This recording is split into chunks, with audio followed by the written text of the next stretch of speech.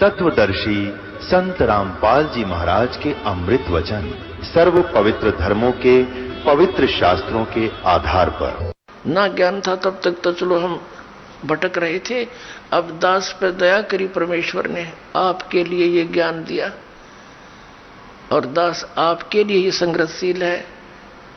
और ये अज्ञानी गुरु धर्मगुरु दास के पीछे पड़े हुए हैं, लेकिन अब इनकी दाल गला को नहीं, क्योंकि परमात्मा ने अपने बच्चों को पहले शिक्षा दे दी और अब देखना डूंडा पाटेगा, पूरे विश्व में जाएगा यह सच्चा ज्ञान और बहुत शीघ्रता से जाएगा, क्योंकि हमें भगवान की आवश्यकता है। यहाँ के संसारिक सुख सबको पता है, 2 मिनट का भरोसा नहीं कब मृत्यु हो जा। यहीं डले ढो होकर यहीं छोड़कर चले गए, सारा जीवन नष्ट कर दिया हमने। तो अब हम दास उस प्रसंग पर आता है कि जिन धर्म गुरुओं को हम यथार्थ ज्ञान युक्त मानते थे, विद्वान मानते थे, उन्होंने क्या ज्ञान बताया और हमारे सदग्रंथ क्या बताते हैं, ये निर्णय दास कर रहा है। और इसके बीच में कोई अपने तरफ से कुछ मिलावट नहीं। जो सत साधना वो सदग्रंथों में लिखी है, और जिससे मोक्ष होता है वो सदग्रंथों में लिखा है। जिससे जीव के आने वाली आपदाएं कटती हैं, समाप्त होती हैं, वो भी सदग्रंथों में लिखा है। और उससे हटकर जो हम साधनाएं कर रहे हैं उससे कोई लाभ होने वाला नहीं, ये भी प्रमाणित कर रहा है। अब प्रसंग चल रहा है कि पवित्र हिंदू धर्म के धर्मगुरु आदि शंकराचार्य जी का उस समय जन्म हुआ जिसमें यह जैन धर्म बहुत फैल रहा था। और यदि उस समय ये आदि शंकराचार्य जी नहीं आते तो पूरा भारतवर्ष भी चीन की तरह नास्तिक हो जाता, कम्युनिस्ट बन जाता। अब चीन का नास्तिक होने का कारण क्या है कि महात्मा बुद्ध एक पुण्यकर्मी प्राणी थे और वे विष्णु लोक से आए थे, स्वर्ग लोक से आए थे। अब जो स्वर्ग में सुविधाएं हैं उनको यहां कहां, आत्मा के अंदर वो कसक रहती है। घर त्याग दिया, राज त्याग दिया और जाकर के बिहार में सटेट के गया नामक शहर के बाहर वट वृक्ष के नीचे उसने मनमुखी साधना शुरू की। काफी समय तक निराहार बैठा रहा, हाथ पैर हलने बंद हो गए, कंडम हो गया, मृत्यु के निकट पहुंच गया। किसी माई ने उसके मुख का खीर लगा दी कि यूं मरेगा। कई दिन हो गए कुछ खाया ना पिया, तो उसने धीरे धीरे वह चाटनी शुरू कर दी। पहले दिन 10-20 ग्राम, अगले दिन 50-60 ग्राम, तीसरे दिन आंख खुल गई और उठ कर चल पड़ा। और फिर उसने विधान बना दिया कि starvation could not lead to salvation, भूखा मरने से कल्याण नहीं होता। ये उसका अनुभव था। और पहले किसने कहा था तू हठ योग कर ले, वो भी तो तेरी अपनी ही सोच थी। तो इस प्रकार उसने क्योंकि पिछले पुण्यक्रम संस्कारी प्राणी ही परमात्मा की तरफ में घर भी त्याग देता है और जो भी उसको कोई मार्गदर्शन कर देता वो साधना भी अवश्यमेव करता है। तो पिछले जन्म के पुण्यकर्मी प्राणी थे ये महात्मा बुद्ध जी, लेकिन भविष्य का चार्जर ठीक बना नहीं, पिछली बैटरी तो डाउन होएगी एक दिन। पिछले पुण्य थे उसके, उस कारण से वो खूब वक्ता भी अच्छा था, उसके वचन में भी शक्ति थी, बहुत से लोगों को प्रभावित भी कर दिया। एक विशेष शरीर पर यदि कोई विशेष बाणा वेशभूषा बना लेता है समाज से हटकर, तो आम आदमी प्रभावित हो जाता है, बड़ा महात्मा होगा। और जब ये आए थे 3000 वर्ष पहले लगभग, उस समय तो और ब्लाइंड फेथ करने वाले प्रजाजन थे, तो उस पर बहुत विश्वास किया, उसकी बातों को सुन सुनकर सब बौद्धिस्ट होने लगे। और फिर क्या हुआ कि उनके द्वारा, महात्मा बुद्ध के द्वारा बताएगी वे ऑफ वर्शिप, पूजा का मार्ग, पूजा की विधि, वो शास्त्र अनुकूल ना होने से किसी को आध्यात्मिक लाभ होया नहीं। आकर चलकर 100, 200, 400 वर्ष के बाद सब ने ये मान लिया कि भगवान है ही नहीं, अपना करो और खाओ बस। ये है कम्युनिस्ट सिद्धांत कि कोई भगवान नहीं, ये अपने आप बनता और बिगड़ता है, कोई कुछ नहीं आप रहे। जीव अपने आप ऐसे नष्ट हो जाता है, भगवान है ही नहीं। ये तो चलो उनके सोच है, बाकी यथार्थ ज्ञान इससे बहुत भिन्न है। उस समय जो महात्मा बुद्ध का जो बुद्ध धर्म फैल रहा था, आदि शंकराचार्य जी का जन्म हुआ। ये शिवलोक से आए थे, शिव जी के विशेष कृपा पात्र गण थे। ये केवल 32 वर्ष रहे थे और 32 वर्ष के अंदर ही इन्होंने 10 प्रकार के सन्यासी तैयार किए और 4 ऐसे मठ बना दिए, पीठ बना दी और उन पर निर्धारित कर दिए 4 अपने सुयोग्य शिष्य कि आप इस धर्म का प्रचार करो जो मैं बताता हूं। उन्होंने क्या ज्ञान बताया? अब हमारे साथ क्या हुआ कि आसमान से गिरे और खजूर पर अटक गए, रह गए लटके के लटके। तो हमें क्या मिला? हाँ, इतना अवश्य मिला कि भगवान की आस्था बनी रही। यदि बौद्ध धर्म आ जाता तो हम राम का नाम भी नहीं लेते हैं। इतना तो उपकार दास आदि शंकराचार्य और वर्तमान में जितने भी उनके पीठाधीश्वर हैं मानते हैं कि उन्होंने कम से कम भक्ति को जीवित रखा। लेकिन कहते हैं ना, वो थोथा भूस ही कूटते रहे। अब आपको दास दिखाएगा उनके इतिहास कि आदि शंकराचार्य ने क्या विधान बताया। उआबाई बोलते हैं जो किसी का सिर पैर नहीं हो। उन्होंने क्या बताया कि जीव ही भगवान है, जीव आत्मा ही परमात्मा है और कोई परमात्मा नहीं। अयम आत्मा ब्रह्म, ये आत्मा ही परमात्मा, ब्रह्म माने ईश्वर भगवान। और फिर क्या बताया कि भगवान विष्णु की पूजा करो, भगवान शंकर की पूजा करो। और भगवान शंकर पूर्ण परमात्मा है, परम ब्रह्म परमात्मा है। बता कोई सिर पैर है इनका? जब जीव ही भगवान है तो शिव जी फिर भगवान कहां हो गया? फिर उसकी पूजा की जरूरत क्या? अपनी पूजा कर लो तुम। अब दिखाते हैं थोड़ा इतिहास इनका। पुण्यात्माओं, ये दास जो प्रयत्न कर रहा है इसको आलोचना ना समझे। दास की एक विनम्र प्रार्थना है आपसे, इसको आलोचना ना समझे दास के इस परमार्थी प्रयत्न को। ये आपके लिए वरदान सिद्ध होगा। आलोचना तो वो होती है जो हम झूठी कथा सुनावे अपने स्वार्थ के लिए, उनसे हटाकर अपनी दुकान चलावे। नहीं, दास केवल वही बता रहा जो अपने सदग्रंथों में लिखा है और इन महापुरुषों ने जो अपने कर कमलों से लिखा हुआ है, इनका अनुभव लिखा हुआ है इसमें। और हमारे सदग्रंथ क्या बताते हैं और जिन महापुरुषों ने परमात्मा को पाया उनके क्या अनुभव है। तो जिन्होंने परमात्मा पाया उनका अनुभव हमारे सदग्रंथों से मेल खाता है, और जिनको भगवान मिला नहीं उनका न सदग्रंथों से मेल खाता और न ही उन महापुरुषों की विधि और उनके ज्ञान से मेल खाता। तो वो यूजलेस है। उसको दास प्रार्थना करता है कि उनको त्यागना पड़ेगा अपने कल्याण करवाने के लिए। बस इतनी सी बात है। जो दिशा से दूसरी दिशा में जा रहा है सुदिशा से, तो उसको दिशा दिखाने का प्रयत्न दास का है। जैसे एक बार किसी ने नकली नोट छाप दिए थे 500 के और 1000 के। तो सरकार ने क्या किया था, टेलीविजन के माध्यम से, समाचार पत्रों के माध्यम से ओरिजिनल और डुप्लीकेट दोनों को साथ साथ दिखाया था और बताया था कि ऐसा डुप्लीकेट होता है, ऐसा ओरिजिनल होता है। तो सरकार कोई आलोचना नहीं कर रही थी, महापरोपकार किया। लाखों लोग गरीब आदमी मारे जाते, निर्धन हो जाते, लुट जाते, पिट जाते। तो पुण्यात्माओं, वो तो धन की हानि बची और आपकी हानि जो है उसको तो आपको पता ही नहीं। एक श्वास मनुष्य जीवन की कितनी कीमत है? 14 लोग एक साइड में रख दे, एक श्वास की कीमत, और एक तरफ मनुष्य जीवन के श्वास उश्वास की कीमत रख दे, तो वो भी पलड़ा भारी रहे एक श्वास की कीमत का। परमात्मा कहते हैं कबीर साहब जी, कहता हूं कहीं जात हूं, कहूं बजा के ढोल, श्वास जो खाली जात है ये 3 लोक का मोल। अपने आत्माओं, अब कितनी कीमत बताई है महापुरुषों ने, और हम इसको बर्बाद कर रहे हैं क्योंकि शास्त्र विधि त्याग कर मनमाना आचरण करके।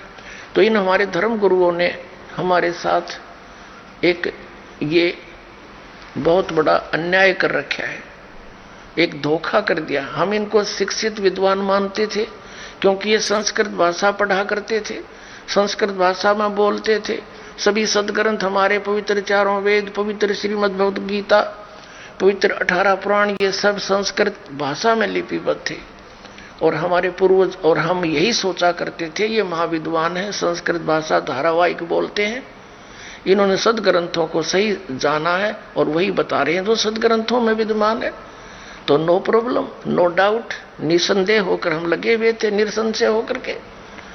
600 वर्ष पहले परमात्मा आए, स्वयं कबीर परमेश्वर, वो परम अक्षर ब्रह्म, एक धानक रूप में, जुलाहा रूप में सह शरीर आए थे, एक बालक का रूप धारण किया, कमल के फूल पर विराजमान हुए।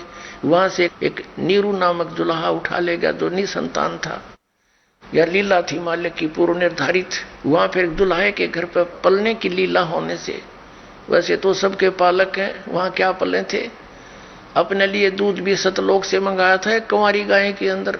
यहाँ का तो परमात्मा का, इस कंगाल लोक का के खाऊं मैं। कुंवारी गाय का दूध पिया परमात्मा ने, कुंवारी गाय ने दूध दिया जब तक वो रहे। तो कहने का भाव ये है दास का कि उन्होंने 600 वर्ष पहले आकर बताया था कि कौन सी साधना ठीक है, कौन सी गलत है, और आपके धर्मगुरु आपको मिसगाइड किए हुए हैं, ये साधना गलत बता रहे हैं। हमारे धर्मगुरु क्या बताते थे कि इन श्री विष्णु श्री शिव जी की पूजा करो, ब्रह्मा जी को तो ये पूजने से मना ही करते रहे, और देवी देवताओं दुर्गा की पूजा करो, तीर्थ व्रतों पर भ्रमण करो। तो परमात्मा कहा करते थे, गुण तीनों की भक्ति में ये भूल पड़ो संसार, कह कबीर निज नाम बिना कैसे उतरो पार। तीन देव की जो करते भक्ति, उनकी कदे ना होवे मुक्ति। ये 600 वर्ष पहले कहा करते भगवान। तो उस समय इन हमारे धर्म गुरुओं ने, हिंदू धर्म के धर्म गुरुओं ने उस परमेश्वर का घोर विरोध करवा दिया, जनता को भ्रमित करके कि ये के जाने जुलाहा धानक वेदों और सदग्रंथों और गीता और पुराणों के बारे में, ये मिसगाइड कर रहा, झूठा है, कपटी है, ये ब्रह्मा विष्णु महेश की पूजा को मना करता है। परमात्मा कहा करते थे कि अब मैं तुमसे कहूं चिताई, देवन की उत्पत्ति भाई, माँ अष्टंगी पिता निरंजन, ये जमदारुण वंशन अंजन। पहले कीन निरंजन राई, पीछे से माया उपजाई, माया रूप देख अति शोभा, देव निरंजन तन मन लोभा। धर्मराय किन ने भोग विलासा, माया को रही तब आशा। तीन पुत्र अष्टंगी जाए, ब्रह्मा विष्णु शिव नाम धराए। 600 वर्ष पहले परमात्मा ने कहा था कि ब्रह्मा विष्णु महेश के माता पिता बताता हूं, ये ज्योत निरंजन, ये सरपुरुष ब्रह्म, ये काल तो इनका पिता है, और यह अष्टंगी दुर्गा इनकी माता है। ये नासवान है ब्रह्मा विष्णु महेश, ये अविनाशी नहीं है। तो इन बातों का उन हमारे हिंदू धर्म के धर्म गुरुओं शंकराचार्य से ग्रहण, उस अज्ञान के आधार से परमात्मा के बच्चों को उन्हीं का शत्रु बना दिया। ये झूठा है, ये कपटी है, ऐसा कहीं नहीं लिखा है। ये क्या जाने संस्कृत को, ये जुलाहा शूद्र जाति में जन्मा है, इसके ये संस्कृत पढ़ ही नहीं सकता। तो ये बात हमारा घर कर गई हमारे पूर्वजों के, कि ये बात तो हमारे गुरुओं की साची है कि कबीर साहब जो है संस्कृत तो ये पढ़ ही नहीं सकते, क्योंकि उस समय केवल एक ब्राह्मण वर्ण ही संस्कृत भाषा के पढ़ने का अधिकारी था। अपने आत्माओं, जिसने संस्कृत पढ़ी नहीं, तो इससे सिद्ध है हमारे ग्रंथ भी नहीं पढ़े उन्होंने, और उन्होंने 600 वर्ष पहले ये बता दिया कि ऐसा है। आज हमारे सदग्रंथों में मिला कि ब्रह्मा विष्णु महेश नासवान है, दुर्गा इनकी माता है, यो सदा शिव यानी काल रूपी ब्रह्म इनका पिता है। तो वो क्या थे? वो भगवान थे। अपने द्वारा रची हुई सृष्टि को वेद बताते हैं कि परमात्मा ही स्वयं आकर ठीक ठीक विस्तार से वर्णित करता है, और वो परमेश्वर नहीं आकर के। अब अपने धर्म गुरुओं के द्वारा दिया गया ज्ञान आपको दिखाते हैं। ये देखिएगा, एक शांकर पंचम पुस्तक है ये। इसमें 5 ग्रंथ हैं जो इस आदि शंकराचार्य जी द्वारा लिखे गए हैं। ये देखिएगा, आदि शंकराचार्य विरचित है पंच ग्रंथानाम संग्रह, और इसके अनुवादक कौन है? इसके व्याख्याकार अनुवादक हैं संस्कृत से हिंदी में जगतगुरु शंकराचार्य स्वामी स्वरूपानंद सरस्वती जी महाराज। ये देखिएगा, ये है आदि शंकराचार्य विरचित है पंच ग्रंथानाम संग्रह। ये 5 ग्रंथ ये हैं: अप्रोक्ष अनुभूति, तत्वबोध, तीसरा आत्मबोध, चौथा मणि रत्नमाला और 5वां भज गोविंद। ज्योतिष पीठाधीश्वर, द्वारका पीठाधीश्वर, ये 2 पीठों का मालिक है। कौन? जगतगुरु शंकराचार्य श्री स्वरूपानंद सरस्वती स्वामी पादय। ये प्रणीता शंकर सप्रिया हिंदी टीका सहित प्रकाशक है। शारदा पीठ प्रकाशनम, द्वारका जामनगर गुजरात, दूरभाष इतने हैं। और कहां से छपा? मुद्रक है Shri Mata computers private limited, ये बी 7/125 केदार घाट वाराणसी। अब इसके दिखाता हूं आपको इन्होंने क्या ज्ञान दिया है कि मैं ही ब्रह्म हूं। ये है प्रश्न नंबर 10 पे।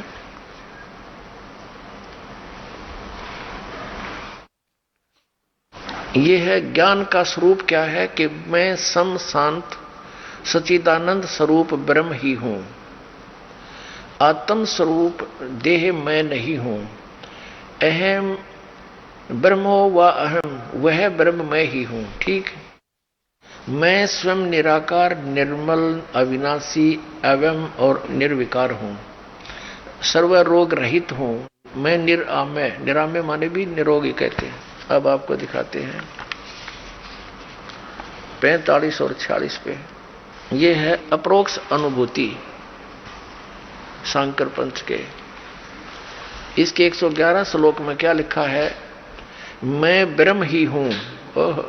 फिर क्या बताया है? ये 46 पृष्ठ पे 123 श्लोक में अहम ब्रह्मास्मि, अहम ब्रह्मस्मि का अर्थ है मैं ब्रह्म ही हूं। इस सदवृत्ति से जो परमानंददायिनी निरालंब सतिथि होती है उसे ध्यान कहते हैं। आगे देखिएगा इनका भाव ये कहने का। ये देखिएगा, ये है 69 पृष्ठ पे तत्वबोध है इनका। ये तत्वबोध, जिस कर्म से संसार की उत्पत्ति हुई उसी कर्म से इसका विलय भी होगा। प्रकृति परिणित होते होते सब अंतिम परिणाम को प्राप्त हो जाएगा। तब सृष्टि और प्रलय का क्रम जो अनादिकाल से चला आ रहा है संपन्न होगा। संसार होता है, उसके बाद नष्ट हो जाता है। संसार का उत्पन्न होना, सृष्टि और विलीन हो जाना प्रलय कहलाता है। फिर क्या बताते हैं कि माया उपाधि वाले चेतन इसको ईश्वर कहते हैं। इस प्रकार उपाधि भेद से जीव ईश्वर भेद दृष्टि जब तक रहती है तब तक जन्म मरण आदि रूप संसार निवृत्ति नहीं होती। यानी तो संसार नष्ट हो जाए तो ये एक हो जाए बस जीव और ईश्वर। इनका कहने का भाव ये है। इसलिए जीव ईश्वर में अभेद दृष्टि होनी चाहिए।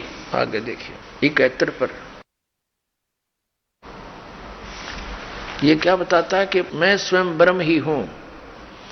ऐसे अप्रोक्ष ज्ञान द्वारा संपूर्ण कर्म बंधनों से वह ज्ञानी सर्वथा मुक्त हो जाता है और वही सच्चा जीवन मुक्त है। बन्यो मान ले मैं ब्रह्म हूं, भाई ये मान ले कि मैं ब्रह्म। ये देख फिर 72 पर मैं ब्रह्म ही हूं। ऐसे निश्चात्मक ज्ञान द्वारा संचित कर्म नष्ट हो जाते हैं। ये हैं इनके तुक्केबाजी, अपनी सोच श्री आदि शंकराचार्य जी की। और फिर ये क्या बताते हैं? ये तो बता दिया कि मैं ही ब्रह्म हूं। अब देखना 123 पृष्ठ से लेते हैं। 123 पृष्ठ पे श्री मणि रत्नमाला नामक ये इनका ग्रंथ है।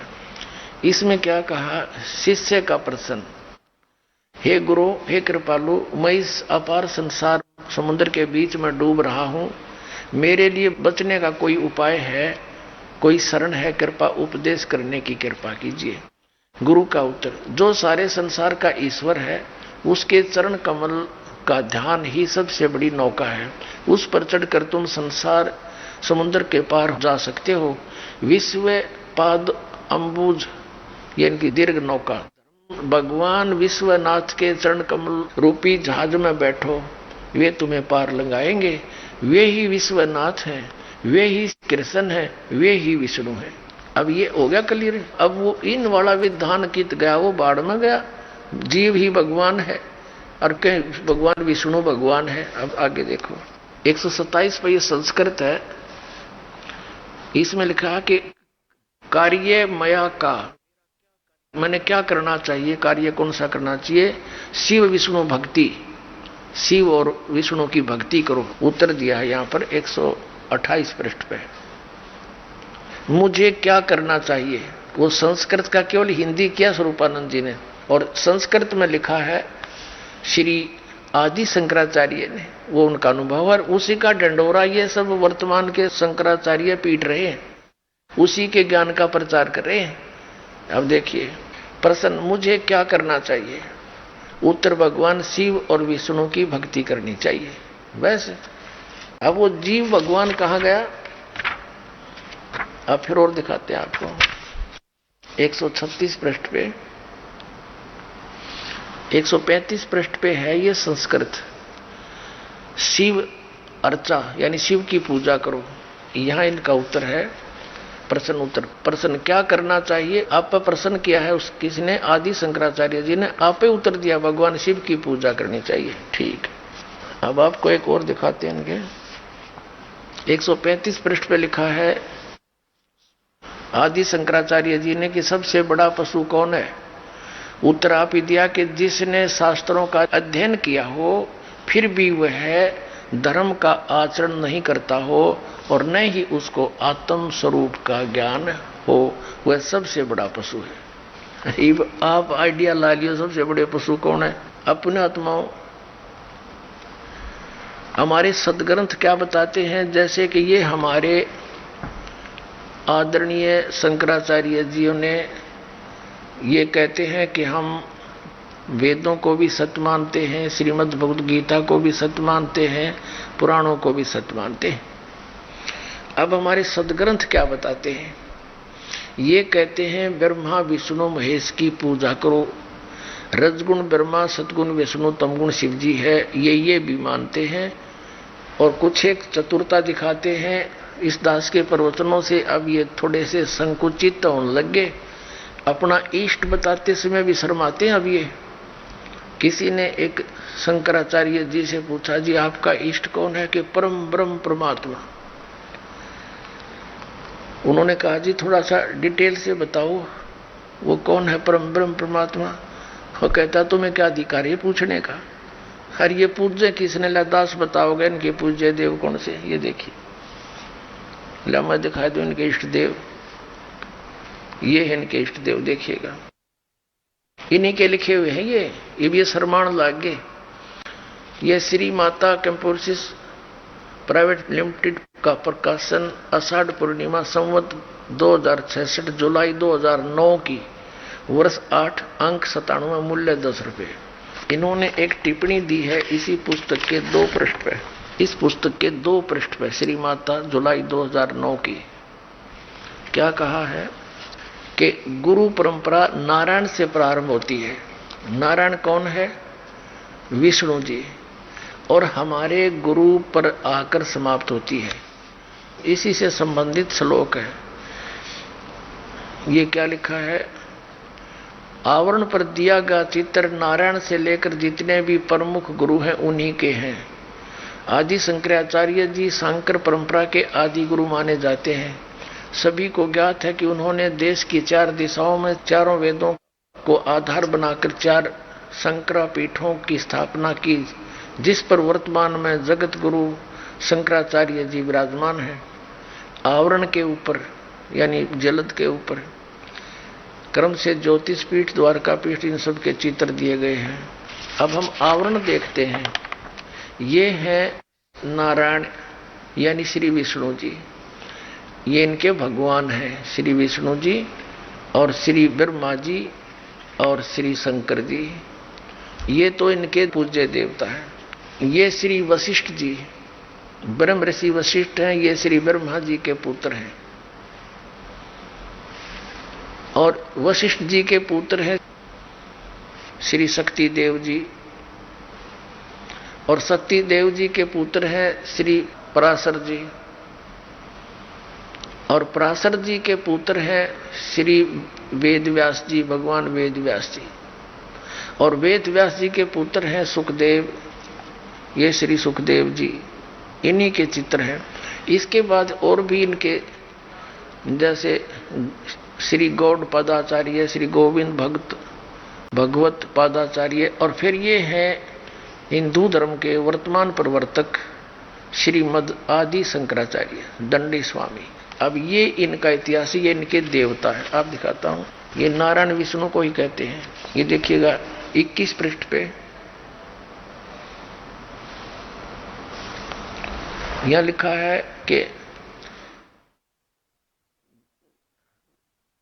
नारायण के साथ लक्ष्मी है, ब्रह्मा के साथ ब्रह्माणी, शंकर के साथ गौरी है, राम के साथ सीता है, कृष्ण के साथ राधा है, और राजेश्वरी माता के साथ श्री राजेश्वर भगवान परम शिव है। अब ये राजेश्वरी कौन है? तो दुर्गा होगी, और ये राजेश्वरी ये श्री भगवान शिव है।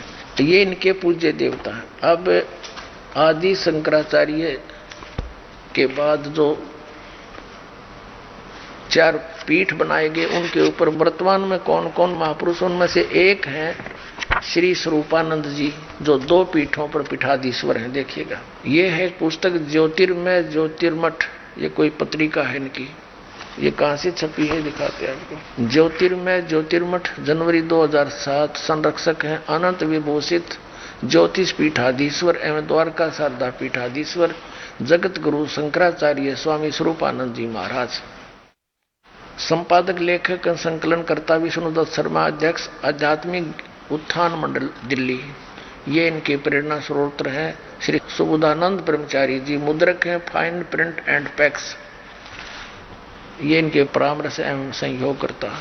प्रकाशक हैं अखिल भारतीय आध्यात्मिक उत्थान मंडल, 1/3234 गली नंबर 2, रामनगर तिवारी, मंडोली रोड, सादरा, दिल्ली से। अब इसके शुरुआत में देखते हैं हम, ये है श्री स्वरूपानंद जी के पैड के ऊपर लिखा है पूज्य श्री का संदेश।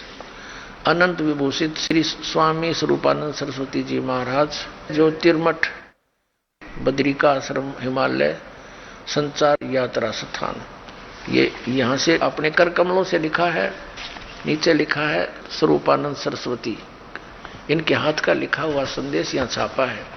हमारे सांकर अद्वैत दर्शन के अनुसार भूत भौतिक प्रपंच के मूल में प्रकाश और विमर्श 2 पदार्थ हैं, जो मणि और उसकी प्रभा के समान परस्पर अभिन्न है। प्रकाश शिव और विमर्श उसकी शक्ति। पार्वती परमेश्वर या त्रिपुर सुंदरी या त्रिपुर सुंदर उन्हीं का अभिव्यक्त स्वरूप है। ठीक है, सीधा हो गया कि ये किसके पूजा करते हैं? पार्वती और भगवान शंकर की, शिव और पार्वती की। और यहां पर इनका देखिएगा, ये पार्वती जी की पूजा करते हुए और इनकी मूर्ति के साथ सुशोभित हैं श्री स्वरूपानंद जी सरस्वती जी। अपने आत्माओं, ये दास क्या बताना चाहता है ये देखिएगा। श्री स्वरूपानंद जी अब शिवलिंग की पूजा कर रहे हैं, ये पृष्ठ 50 पे इसी पुस्तक के।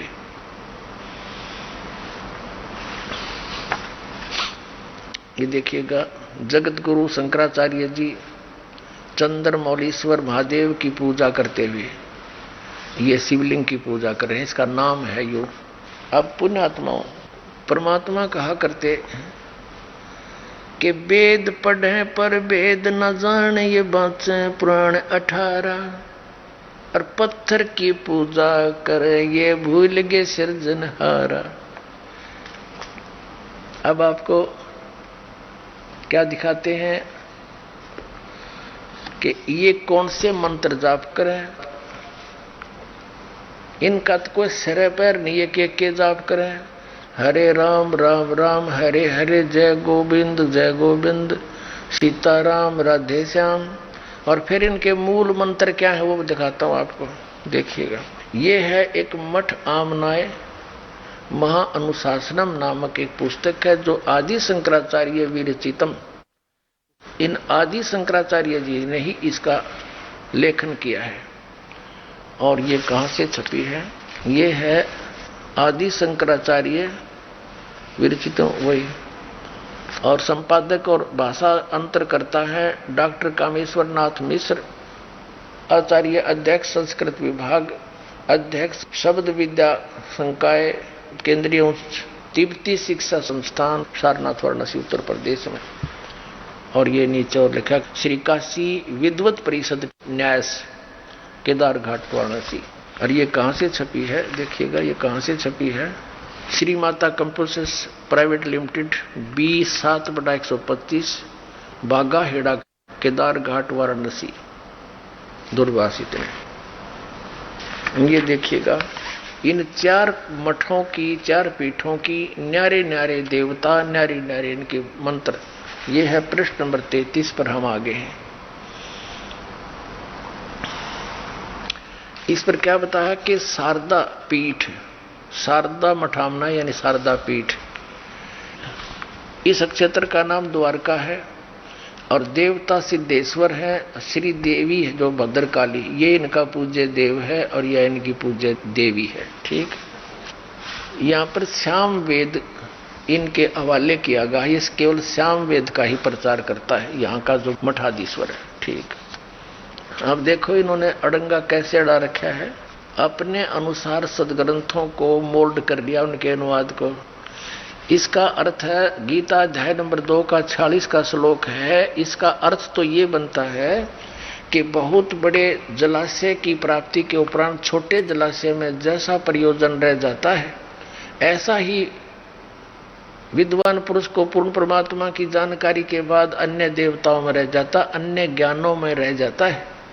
और इन्होंने के ले लिया अपना उल्लू सीधा करने के लिए किसा अनर्थ कर दिया, अर्थात जैसे चारों ओर जल से भरे जलाशय से जितना प्रयोजन होता है उतना ही जल ग्रहण कर लिया जाता है, उसी प्रकार पूर्ण वेदों के न होने पर भी उक्त वेदों के उतने ही भाग अर्थात उपनिषद को ग्रहण करना ही ज्ञानी ब्राह्मण का प्रयोजन होना चाहिए। अब देख यो कर दिया काम इसने, अनुवाद गलत कर दिया, अपने अनुकूल उल्टा अर्थ कर दिया। क्या कर दिया कि वेद तो समझो बहुत बड़ा जलाशय है और हमने जितना जल चाहिए उतना ले लें, इसमें तो 4 वाक्य काट लिए, वेदों को भी छोड़ दिया। कहते हैं ब्राह्मण का कर्तव्य बनता है कि वो उपनिषद पढ़े, वेदों की जरूरत नहीं उसने।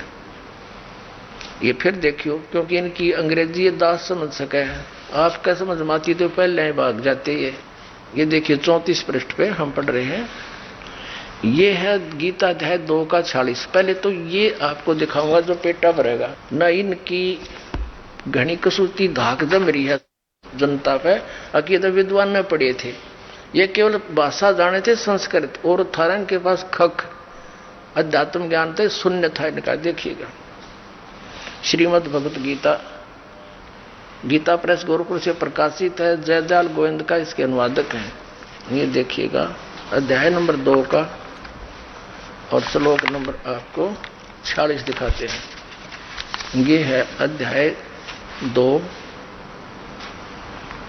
श्रीमद् भगवत गीता और श्लोक नंबर 46। सब ओर से परिपूर्ण जलाशय की प्राप्त हो जाने पर छोटे जलाशय में जितना प्रयोजन रह जाता है, ब्रह्म को तत्व से जानने वाले ब्राह्मण का समस्त वेदों में उतना ही प्रयोजन रह जाता है। अब गीता तो क्या बता रही है पवित्र ग्रंथ कि जैसे बहुत बड़े जलाशय की प्राप्ति के उपरांत छोटे जलाशय में जैसा आस्था रह जाती है, जैसे एक छोटा जलाशय होता है जिसमें ये पता है कि 1 वर्ष वर्षा ना हुई तो वो जल सूख जाए उसका, और उस पर आश्रित जितने मानव प्राणी है वो भी दुख का सामना करेंगे, वो भी साथ नष्ट हो जाएंगे।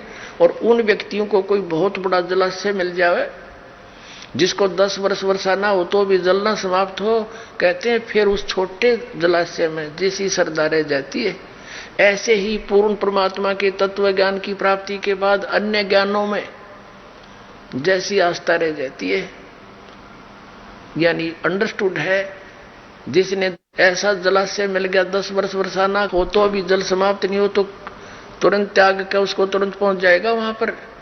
तो इसी प्रकार गीता जी तो ये कहते हैं कि उस बड़े जलाशय की प्राप्ति के बाद छोटे जलाशय छोड़ दे। और इन्होंने क्या किया है, अपने उल्लू सीधा करने के लिए घुमा दिया कि जैसे बहुत बड़े जलाशय में बहुत गुना जल होता है, हमने जितना चाहिए उतना ले लें बस। और फिर क्या प्रमाण दिया है कि ब्राह्मण को चाहिए केवल उपनिषद पढ़े, वेदों के चक्कर में नहीं पढ़े। देख फिर देखिए, ये पुस्तक है मठामने महानुशासनम, ये भी आपको दिखाई थी। इसके 34 पृष्ठ पर देखिएगा, ये है गीता का श्लोक। अभी आपने देखा, इसकी संस्कृत भी दिखाई दूं कि वो ना समझ में आओ जल्दी, ये महात्मा हटे नहीं गया आपकी, इन्होंने हमें मूर्ख गणा बना दिया। ये देखिए गीता जी, ये वही श्रीमद् भगवद गीता, और इसलिए दूसरा अध्याय नंबर 2 का और श्लोक नंबर अब ये 46 है। ये संस्कृत भी देख लो इसकी, ये नो की नो है। यवनाराथ उद्पाने सर्वत है समलू तोप के, ये नो का नो है। ये आप देख लो, इसने पढ़ का बनता गणी पढ़नी नहीं आती, सैन्यों का नो। अभी इसमें इन्होंने के अनुवाद किया है, हमारे मूल ग्रंथ में क्या लिखा है, अर्थात जैसे चारों ओर से जल से भरे जलाशय से जितना प्रयोजन होता उतना जल ग्रहण किया जाता है, घुमा लिया उल्टा इसको। और जिस प्रकार पूर्ण वेदों के होने पर भी उक्त वेदों के उतने ही भाग अर्थात उपनिषद को ग्रहण करना ज्ञानी ब्राह्मण का प्रयोजन होना चाहिए। अब गाड़ दिया उल्टा खुटा। इनका कहने का भाव ये है कि हमने उपनिषदों को पढ़ना चाहिए, वेदों में सिर माथा नहीं मारना चाहिए। इसलिए इन शंकराचार्यों ने वेदों को रखा सुरक्षित, सीने से लगाकर एक एक वेद को। लेकिन ये पढ़ते रहे उपनिषद। उपनिषद क्या है, जैसे मांडुक के उपनिषद है। अब मांडुक नाम के एक ऋषि थे, उन्होंने जैसा वेदों को समझा फिर अपना अनुभव किया साधना करके, जो उसका अनुभव था उसने लिख दिया उसमें, वो मांडुक के उपनिषद हो गया। कठोपनिषद है, वो कठ नाम के ऋषि थे, उन्होंने जैसा भी अनुभव किया वेदों को जैसा समझा अपना अनुभव उपनिषद में लिख दिया, तो उपनिषद बन गया उसके नाम थे। अब जैसे मैं ऋषि दानंद था नकली, इसने उपनिषद बना दिया सत्यार्थ प्रकाश और लिख दिया नोक में वेदों अनुसार सारा ज्ञान लिख रहा हूं। तो वेद पढ़ना छोड़ दिया लोगों ने, सत्यार्थ प्रकाश पढ़ना शुरू कर दिया। अभी तो शुक्र है समय पर इसकी पोल खुल गई, ना तो ये उपनिषद में आ जाता कुछ दिनों के बाद। तो ये आगे देखना भी इससे आपको कितना इनकी इन शंकराचार्यों की ये जो विद्या का ज्ञान होगा, देखिएगा। अब हम 34 पृष्ठ पर पढ़ रहे थे कि ब्राह्मणों को चाहिए कि उपनिषद पढ़े, ये उनके भाग हैं उपनिषद। अब 35 पे क्या बताया इन्होंने, शारदा द्वारका पीठ के बारे में हम पढ़ रहे हैं। इसका महावाक्य है तत्वमसि, तत्त्वमसि, जिसका उल्लेख सामवेद अंतर्गत एक छांदोग्य उपनिषद है, छांदोग्य उपनिषद है, उसके 6 का 8वां अध्याय 6 का 8वां श्लोक है। ये इस उपनिषद से ले रखा। छंदोग्य उपनिषद क्या, तत्वमसि, यह जीवात्मा और परमात्मा के अभेद का बोध कराता है। यानी तत्वमसि का अर्थ है परमात्मा ही जीवात्मा है, जीवात्मा ही परमात्मा, ये भेद कराता है। यह सरलार्थ भी किया है कि जो तत्वमसि है, इस 3 पदात्मक महावाक्य रूपी त्रिवेणी संगम में तीर्थ की भावना से स्नान करता है जो व्यक्ति, अर्थात तत्त्वम पदों का शोधन करके महावाक्य के लक्ष्य अर्थ के चिंतन में तल्लीन रहता है, उसे तीर्थ नाम से कहा जाता। तत्वमसि यानी ये जीव ही ब्रह्म है, आत्मा और परमात्मा के अभेद का बोध कराता है। आगे देखो, अब आपको दिखाते हैं गोवर्धन मठ आमनाए, गोवर्धनपुरी। यहां देखिएगा, इसका क्षेत्र पुरुषोत्तम है, भगवान जगन्नाथ इसके देवता हैं और देवी विमला है, ठीक है। और इसका महावाक्य क्या है, यहां का महावाक्य प्रज्ञानम ब्रह्म, ये ऐत्रेय उपनिषद का अध्याय 5 का 3रा मंत्र है। उपनिषद से ले रखे इन्होंने, ये ऐत्रेय उपनिषद से ले रखे, ये ऐत्रेय उपनिषद लिखा हुआ स्पष्ट। इनके भगवान भी न्यारे न्यारे, इनकी देवी भी न्यारी न्यारी, और इनके मंत्र भी न्यारे न्यारे। ये कहां से है, यहां पर ऋग्वेद का पाठ होता है, यहाँ के नाम ऋग्वेद का ही पठन होता है ओनली। अच्छा, अब हम आगे चलते हैं। ये ज्योतिर्मय ज्योतिर्मठ, ज्योतिर्मठ आमनाए, जिस पर वर्तमान में शंकराचार्य श्री स्वरूपानंद जी पीठाधीश्वर है। अब 3रा आमनाए उत्तर दिशा में है, ज्योतिर्मठ है, इसका दूसरा नाम श्रीमठ है। यहाँ का देवता भगवान नारायण देवता है, देवी पूर्णागिरी है। अच्छा, ये हम 40 पर पढ़ रहे थे, 40 पे, अब 41 पे आगे हैं। यहाँ का जो महावाक्य क्या है, महावाक्य है अयम आत्मा ब्रह्म। ये मांडुक्य के उपनिषद का 2रा अध्याय से लिया है। यह आत्मा ब्रह्म है, यह आत्मा ही भगवान है, इसका ये अर्थ है। और यहाँ अथर्ववेद इनके नाम है, उपदेश होता है। अब देखिएगा 3रा श्रृंगेरी मठ, श्रृंगेरी मठामनाए। और यहाँ पर सरस्वती, भारती और पुरी इस मठ के अधिकारी इस गोत्र से, इस नाम से प्रसिद्ध होते हैं। रामेश्वर नामक क्षेत्र है, भगवान आदि बराह इसका देवता है, और इस मठ की देवी कामाक्षी है, ठीक है। और फिर देखना इसका महावाक्य क्या है, 44-45 पर पढ़ रहे हैं हम, 144-45 पे। इसका महावाक्य यजुर्वेद का यहाँ सब अध्याय होता है, इसका ही महावाक्य अहम ब्रह्म अस्मि, ब्रह्मानी अहम ब्रह्म अस्मि। ये व्रत उपनिषद का है, अध्याय 1 कांड 4 के मंत्र 10 से लिया गया है, अहम ब्रह्मास्मि। अपने आत्माओं, ये तो कंसेप्ट क्लियर ही हो गया। इन्होंने स्पष्ट कर दिया कि वेदों में तो बहुत घना पानी है, जल है, उसकी बजाय हमने वेदों से ही लिया हुआ निष्कर्ष जो उपनिषद रूप में है, उनके भाग हैं, इन ऋषियों ने अनुभव किया है, साधना करके निष्कर्ष दिया, उसको पढ़ना चाहिए। ब्राह्मण का ये कर्म है, ब्राह्मण का कर्म है कि वेदों से ही पढ़ना चाहिए हमने, ब्राह्मण माने विद्वान पुरुष का। अब ये स्पष्ट हो गया। फिर इसमें एक और कहा, कोई सूक्ष्म वेद के बारे में कहा, देखिएगा, ये है पृष्ठ नंबर 48 पे। इस पे लिखा है कि एक सूक्ष्म वेद है, सूक्ष्म वेद का उपदेश होता है। ये स्वात्मक नामक आमनाय है और महान परमात्मा मठ है। अब हमने ये देखना है कि एक सूक्ष्म वेद और है। अब सूक्ष्म वेद इनका समझ में नहीं आया। इनसे किसी ने पूछा, ये शंकराचार्यों से, कि जी वो जो मठ आमनाय पुस्तक के अंदर 5वां वेद लिखा है सूक्ष्म वेद, वो कौन सा है? कोई तो कहता है वो महाभारत है, और कोई कहता है वो श्रीमद् भगवद गीता है। अरे महाभारत भी वेद है, इसमें तो ऐसा पढ़ के भी आदमी ना किसी के अंदर भगवान की आस्था हो, वो विनाश हो जा। द्रौपदी का चीरहरण हो रहा था और उसमें ये दिगंबर बैठे थे 3, तो कौन? भीष्म पितामह, द्रोणाचार्य और कर्ण और विदुर, और सभा भरी थी। द्रौपदी को नंगा कर रहे हैं, निवस्त्र करके सबके सामने उसकी बेइज्जती करना चाहता है दुर्योधन और दुशासन। उस समय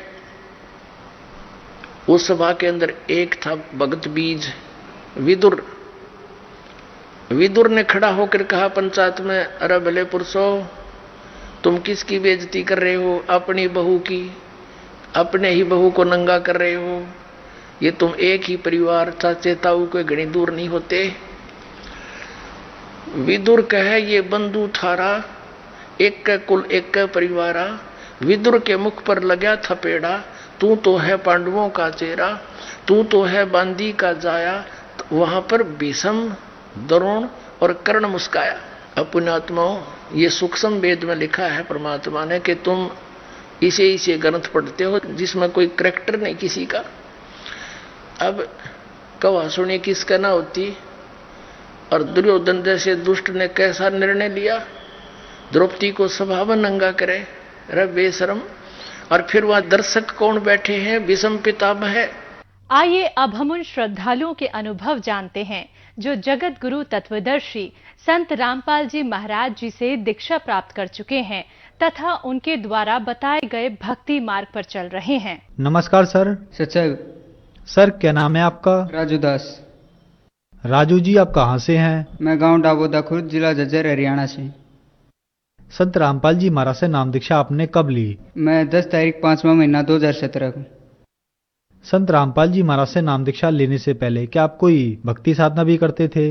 हाँ सर, मैं अपने जो पारंपरिक साधना थी, गांव में मंदिर में जाना दादा छोटे वाले पे, और मैं फरीदाबाद से सुदर्शनाचार्य जी से नाम दीक्षा ले रखी थी। मुझे इनसे कोई लाभ नहीं हुआ था। 12 साल पहले हमने अपने मामा जी के थ्रू फरीदाबाद से सुदर्शनाचार्य जी से नाम दीक्षा ली थी, जो वैष्णवपंथी महात्मा थे और अपने आप को कहा करते थे कि बेटा हम पिछले 7 जन्मों से विष्णु जी की भक्ति करते आ रहे हैं।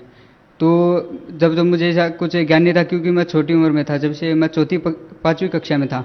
राजू जी, संत रामपाल जी महाराज की शरण में आप कैसे आए? मगर जी, मैं स्कूल में पढ़ता था, जब 7वीं कक्षा में था तो एक मेरे गांव से भगत थे आसाराम, वो टीचर थे मैथ के। तो ऐसे भी बच्चों को पढ़ाते थे। वो बच्चों को पढ़ाते पढ़ाते कई बार परमात्मा की चर्चा भी कर देते थे। तो एक बार उन्होंने कहा कि भाई तुम भक्ति साधना करते हो कुछ? तो बच्चे कहने लगे हाँ सर हम करते हैं, हम मंदिरों में जाते हैं, ऐसे जाते हैं। सबने कहा, हमने भी कहा।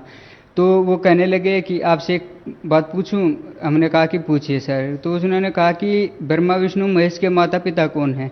तो इतना कहते जो अन्य बच्चे थे वो हंसने लग गए सर की बात पे, देख कैसी बातें कर रहे हैं सर। तो मुझे इस बात से एकदम झटका लगा कि यार इन्होंने ये बात क्यों कही। तो वो कहने लगे कि भाई ब्रह्मा विष्णु महेश के माता पिता, दुर्गा इनकी माँ है।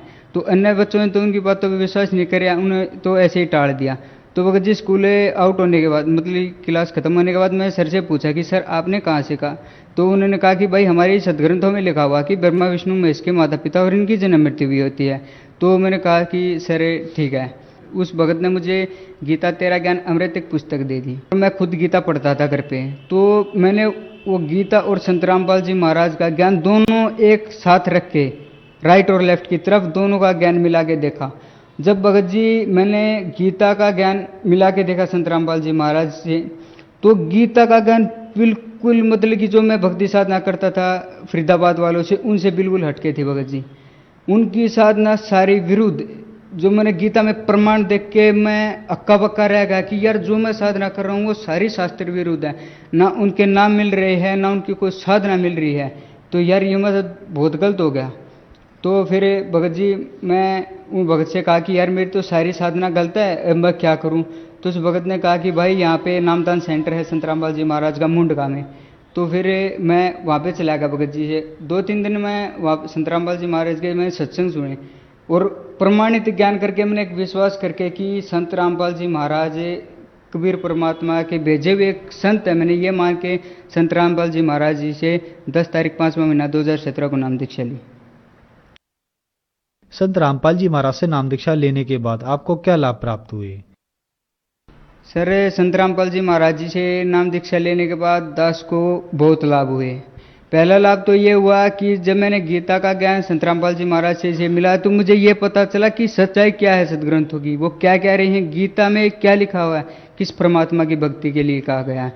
प्रथम तो लाभ तो ये प्राप्त हुआ भगत जी कि दास को सच्चाई का पता चला सदग्रंथों की, जो उसमें लिखा हुआ है। संत रामपाल जी महाराज जी शरण में आने के बाद दास को ये लाभ हुआ कि जो मेरे अंदर भूत प्रेत बाधा थी 2 से 3 महीनों के, जो मैंने फरीदाबाद से सुदर्शनाचार्य जी से था नाम दीक्षा ले रखी थी, उन्होंने भी ये झाड़ फूक की मेरे ऊपर, अपनी मतलब जो साधना वे करते थे, हवन किए, उन्होंने एक जो ताबीज वो बांधते थे उन्होंने वे भी बांधा। भगत जी उससे कोई भी लाभ नहीं हुआ।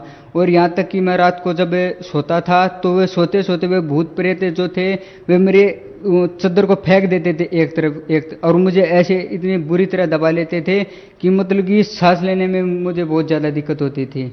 तो संत रामपाल जी महाराज जी शरण में आने के बाद भगत जी मुझे पता भी नहीं कि वो भूत प्रेत की बाधा मेरे पास में हुई भी थी कभी। अन्य लाभ ये हुए भगत जी, मैं संत रामपाल जी महाराज को कबीर परमात्मा का एक भेजा हुआ दूत ही मानता था। उनको कभी परमात्मा स्वीकार नहीं किया क्योंकि मुझे इतना ज्ञान नहीं था। तो एक बार क्या हुआ कि मैं भक्ति कर रहा था, जो मैंने लेके प्रथम नाम मिला था दास को। तो भगत जी परमात्मा ने दास को वो समय दिखाया जब मेरा जन्म भी नहीं हुआ था। एक तरफ तो कबीर परमात्मा खड़े थे, एक तरफ दास खड़ा हुआ था, और परमात्मा ने एक तरफ हाथ किया कि बेटा आप किसी भगत के घर में जन्म लेना चाहते हो, या एक तरफ है कि ये शराबी का घर है आप इसमें जन्म लेना चाहते हो। तो भगत जी मैंने कहा कि मैं एक शराबी के घर में जन्म लेना चाहता हूँ। तो परमात्मा कहने लगे कि बेटा क्यों? मगा परमात्मा आप तो दास को फिर खोज लोगे, लेकिन मैं एक शराबी के घर में जन्म लेना चाहता हूँ। तो भगत जी दास का जन्म 9 मार्च 1996 को दास का जन्म एक किसान परिवार में हुआ जहाँ पे मेरे पिताजी शराब पीते थे। तो भगत जी संत रामपाल जी महाराज की साधना से दास को यह पता चल गया कि मैं स्वेच्छा से इस घर में आया था। और एक अन्य लाभ बताना चाहूँगा संत रामपाल जी महाराज की शरण में आने के बाद जो दास को हुआ, जब हमें फरीदाबाद से सुदर्शनाचार्य से नाम दीक्षा ले रखी थी तो हम वो भक्ति करते थे, तो हमें उस भक्ति से कोई लाभ नहीं हुआ। मेरी दादी थी जिसको गले की कैंसर हुई, कम से कम वो 3 महीने तक बहुत बुरी तरह तड़पते उन्हें अपना शरीर छोड़ा, और छोड़ने के बाद वो भूत बनी। जबकि वे फरीदाबाद वाले कहा करते थे कि हमारी साधना से बेटा आपकी जन्म और मृत्यु सदा के लिए समाप्त हो जाएगी। वो झूठ कहा करते, अगर ऐसा होता तो मेरी दादी भूत क्यों बनती। तो भगत जी जब मुझे पता नहीं था कि ये साधना ही गलत थी, जब मैं संत रामपाल जी महाराज के शरण में आया, मैंने गीता को देखा, तो तब मुझे पता चला कि इनकी सारी साधनाएं गलत थी। वो साधना करते करते हुए मेरी दादी को गले की कैंसर हुई, वो बुरी तरह तड़प के उसने शरीर छोड़ा। उसके बाद वो प्रेत बनी। उनकी साधना जो थी वो सारी शास्त्र विरुद्ध थी, और मैंने प्रत्यक्ष प्रमाण देखे थे। तो जब घर वालों को भी ये पता चला कि मैं संत रामपाल जी महाराज का शिष्य हो गया हूँ, तो घर वालों ने उनको फ़ोन करके कहा कि ये ऐसे ऐसे संत रामपाल जी महाराज का शिष्य हो गया। तो उन्होंने क्या किया कि उनकी गुरु पूर्णिमा आई हुई थी, उस महीने में उनकी गुरु पूर्णिमा थी। तो उन्होंने क्या किया कि मेरी मम्मी से कहा कि तुम इसको गुरु पूर्णिमा पे यहाँ फरीदाबाद आश्रम में लेके आ जाओ, हम इसको देख लेंगे क्या चीज़ है। क्योंकि उन्होंने माना कि संत रामपाल जी महाराज एक काम छोटे मोटे साधक होंगे, उनको ये नहीं पता था कि ये परमात्मा है खुद। तो मैं अपनी मम्मी के साथ वहाँ उनके फरीदाबाद आश्रम में चला गया। तो मुझे नहीं पता था कि उन्होंने पीछे से क्या षड्यंत्र रचा हुआ था। तो मैं ऐसे ही मंदिर में प्रवेश कर गया, और दास को जब प्रथम नाम मिला तो मैं उसका सुमरण करता रहा, तो सुमरण नहीं रोका मैंने। तो बिना किसी तकलीफ के मैं वापस घर भी आ गया। तो घर पे आने के बाद शाम को घर वालों से फिर उस सुमनलता जी से बात हुई, जो उनकी एक शिष्या थी जो नजफगढ़ प्रेमनगर 7 नंबर कॉलोनी में रहती है। तो उसने कहा कि बेटा ये गया था आश्रम में। तो उन्होंने कहा कि हाँ ये आश्रम में गया था। तो उन्होंने कहा था कि बेटा तुम अब चिंता मत करो, इसको हम अपने आप देख लेंगे। भगत जी उन्होंने पता नहीं क्या करने की कोशिश की थी, तो भगत जी उस चीज़ का असर नहीं हुआ। और घर वालों ने कहा कि तू पता नहीं कहाँ से नाम दीक्षा लेके आ गया, तेरे तो कुछ हुआ भी नहीं है, उन्होंने कुछ किया तो तेरे कुछ हुआ भी नहीं। उसके बाद भी भगत जी उन फरीदाबाद वालों ने दास के ऊपर जो कष्ट थे वो बंद नहीं किए। उन्होंने मेरे जितने भी पितर थे, मेरे दादाजी, मेरे पिताजी और मेरी दादी जी, तीनों को मेरे ऊपर उन्होंने छोड़ दिया था, ये मान के कि ये प्रेत बाधा से दोबारा पीड़ित होगा तो हमारे पास ही आएगा। लेकिन संत रामपाल जी महाराज की इतनी बड़ी कृपा थी दास के ऊपर, भगत जी वो मुझे कोई भी नुकसान नहीं पहुंचा पाए। और एक बार और मेरी दादी को भेज दिया, क्योंकि मैं अपनी दादी से बहुत ज़्यादा लगाव था। मेरा सबसे ज़्यादा मेरे परिवार में मेरी दादी से मेरा बहुत लगाव था। तो वो मेरी दादी आई मेरे पास और वो रोने लग गई। जब मैं संत रामपाल जी महाराज की शरण में था तो वो रोने लगी। तो मैं कहने लगा कि माँ क्यों रो रही है, मैं दादी को माँ कह के बुलाता था। तो वो कहने लगी कि बेटा तू संत रामपाल जी महाराज को छोड़ के वापस इस फरीदाबाद वालों से नाम दीक्षा ले ले। मैं कहा क्यों? कि बेटा अगर तू ऐसा नहीं करेगा तो ये हमें आश्रम से निकाल देंगे। भगत जी उन्होंने जब मेरी दादी ने ये बात कही कि ये हमें आश्रम से निकाल देंगे, भगत जी मुझे बहुत बड़ा धक्का लगा था। उनकी भगत जी शास्त्र विरुद्ध साधना थी जिन्होंने उनको प्रेत बना दिया। प्रेत बनाने के बाद भी वो आश्रम में रहते थे, तो उनको आश्रम से भी निकालने की धमकी दे दी कि ये अगर ये संत रामपाल जी महाराज की शरण में रहेगा तो हम इसका कुछ बिगाड़ नहीं पाएंगे। तो संत रामपाल जी महाराज की शरण में आने के बाद दास को एक बहुत बड़ा लाभ ये हुआ कि जो मेरे परिवार में पारंपरिक साधनाएं चलती थी, मेरे गांव में एक मंदिर है दादा सोटेवेले के नाम से प्रसिद्ध है वो, तो मैं वहाँ पहले जब संत रामपाल जी महाराज जी से मैंने दीक्षा नहीं ले रखी थी, तो मैं से मंदिर की तरफ देख के सिर झुकाया करता था, प्रणाम किया करता था उनको। जब मैंने संत रामपाल जी महाराज जी से नाम दीक्षा ली तो मैंने उस मंदिर की तरफ आदर करना बंद कर दिया था।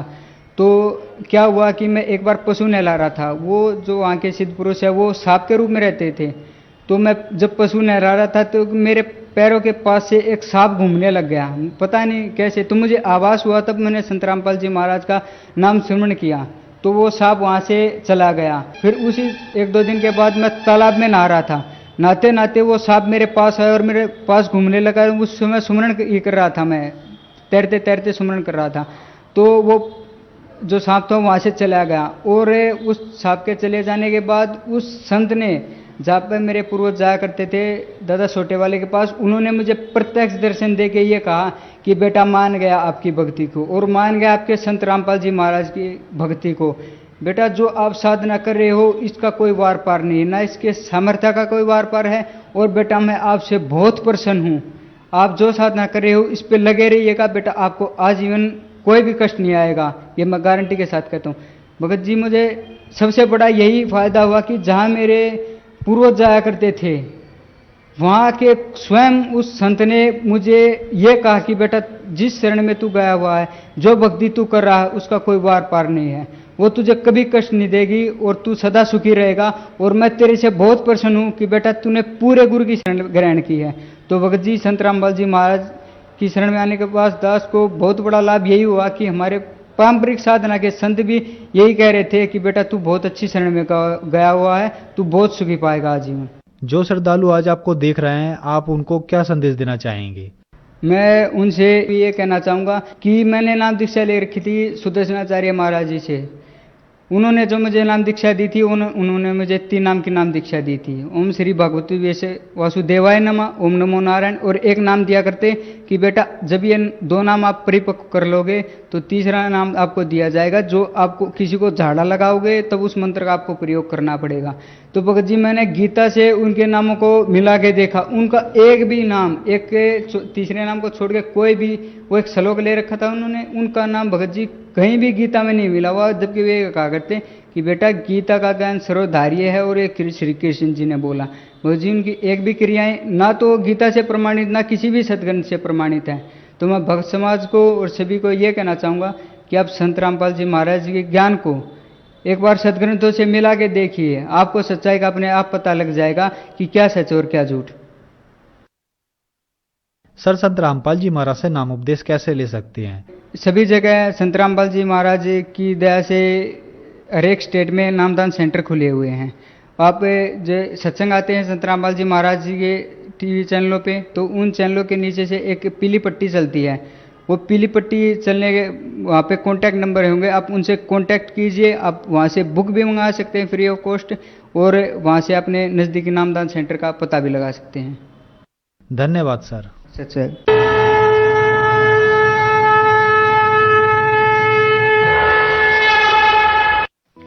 आप सुन रहे थे जगत गुरु तत्वदर्शी संत रामपाल जी महाराज के मंगल प्रवचन। अधिक जानकारी के लिए संपर्क करें 8222-880-541 8222-880-541।